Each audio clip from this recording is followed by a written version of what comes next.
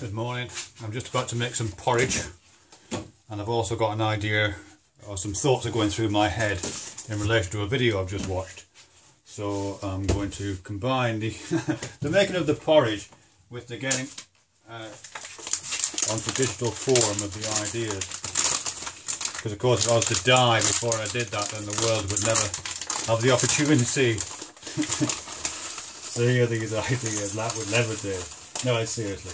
It's a video by Due in the Morning, and she's talking about Richard Dawkins' Selfish Gene, which I have to say I haven't read for 20 years, so I might be being totally out of turn here.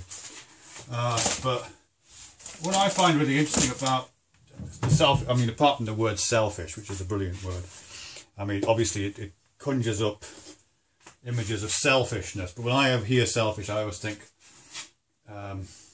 self-creating, or you know, it asks me questions about what a self is. You know what I mean? So,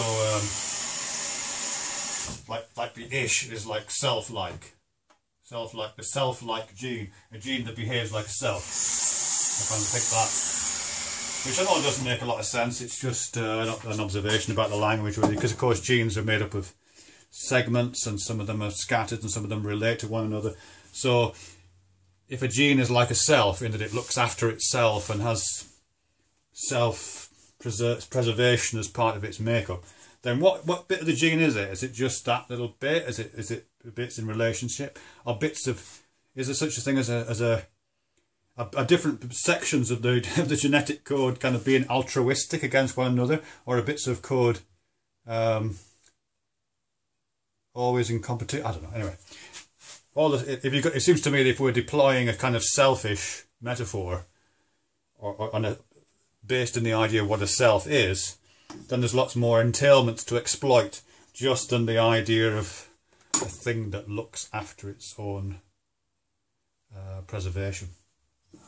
Anyhow, that's not really what I was going to talk about. I was going to talk about, or think out loud, about the role of emotion in that. Because the, you know, I can't remember what Dawkins says about this, but certainly kind of cruder versions of selfish gene theory as it comes through evolutionary psychology, that kind of thing, tend to treat the relationship between the gene and the activity that they're kind of associated with, altruistic behaviour, for example, as if it's a kind of simple mechanism, as if there's a gene for altruism, a gene that causes, almost in a reflexive way, parents to leap in front of, I don't know, ravaging tigers, or causes people to be self-sacrificing in favour of their children or their close loved ones. You know, as if it's almost like an automatic response. You know what I mean? This happens and this happens in response because of a gene. As I say, almost like a knee-jerk reflex. And of course, that's not how it works, is it? It works through. It's all mediated via emotions. And felt senses. You know, people, like if one of my kids was in danger, I may not do this, of course, I might be a really selfish human being, but if one of my kids was in danger, I think what would happen, I don't think I would just have this kind of cold, automatic, jump in front of the train. No, I don't think that would happen. I think what would probably happen if it was quick is I'd get a rush of anger, maybe, if one of my kids was being attacked, which overwhelmed my own self-preservation and propelled me into a kind of sacrificial act, or an overwhelming sense of care and love, which again just completely washed out my own sense of self-preservation in favour of the preservation of a loved one.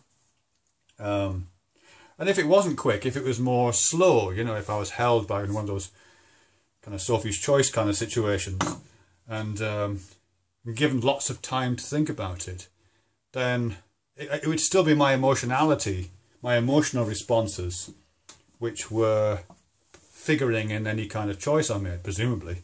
And you know, I hope I would be as sacrificial then as was appropriate.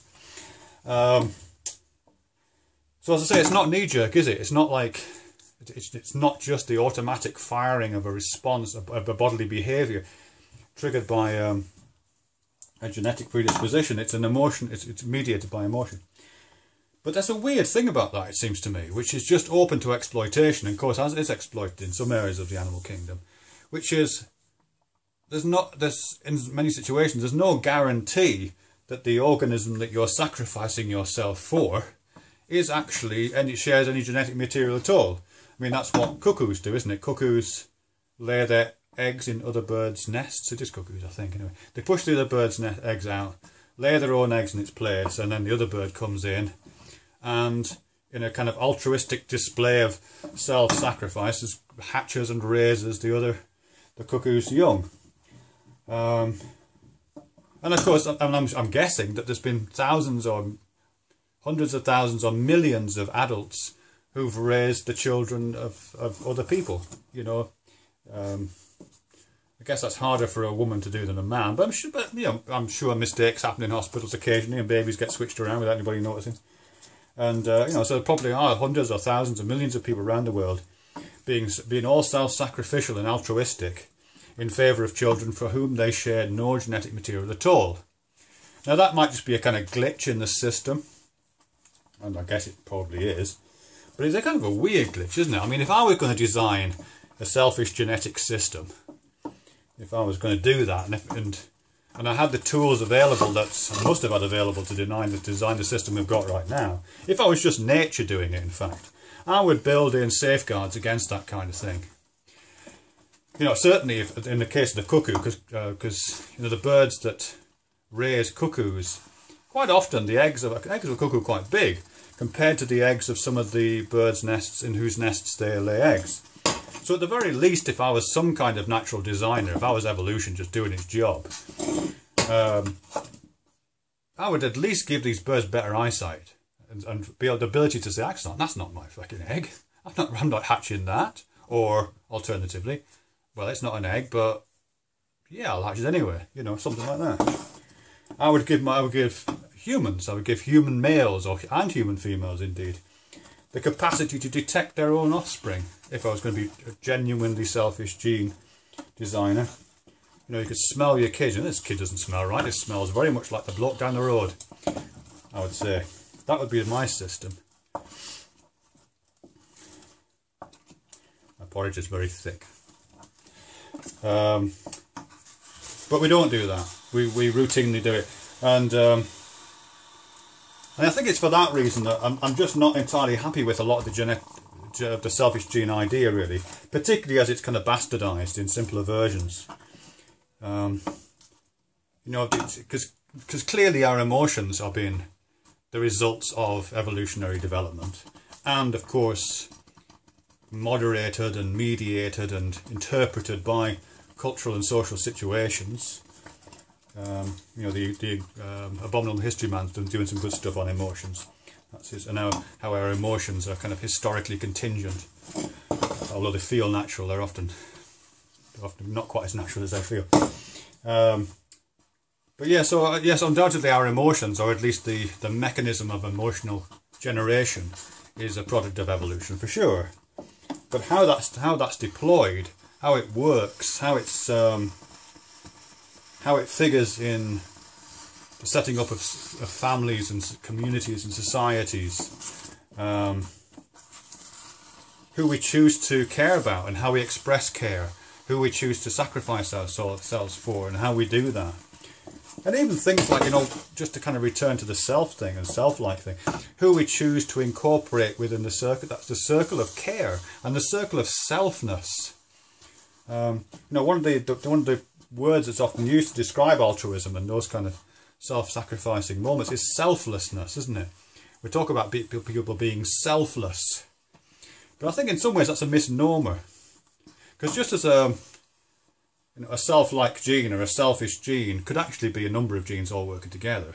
You know, the idea of the self of that, you know, what constitutes the boundaries of that self, isn't just that tiny little string of letters, is it? It's going to be a whole bunch of strings of letters separated by lots of other strings. So I think this idea of, you know, what constitutes a self is better understood, not as necessarily understood as something which is just bounded by flesh. You know what I mean? I think if I If I was to do something which appeared selfless, and don't hold your breath waiting for that, but if I was to do something which appeared selfless, I don't think it would be selfless in the sense of, well, I'm just giving up myself in favour of that other self over there. I think it's because I've got a broader sense of self. I think what's generated those moments, in moments of love, you know, and care, and maybe even anger for different reasons, is a sense of, as a wider sense of self, a self in which incorporates both yourself, your own body and its temporary needs, and the body and needs of the other individual. You know what I mean? That idea of what a self is kind of flows out, cocoons you both in that kind of egg-shaped circle of love, or something like that. I don't know if that makes any sense. So yeah, the self-like gene. If genes are self-like, they're not self-like in the sense of being easily bounded. They're probably communities. It's a selfish community, a self-like community, capable of expansion and contraction. And it probably mediates through the emotions, not individual cells, it seems to me, but self-like communities. Which might be communities of cells that we call individuals, or might be communities of individuals. I know I'm going towards group evolution. Maybe I shouldn't. Never mind. Yeah, that'll do. Something to do with selflessness and selfishness? Porridge?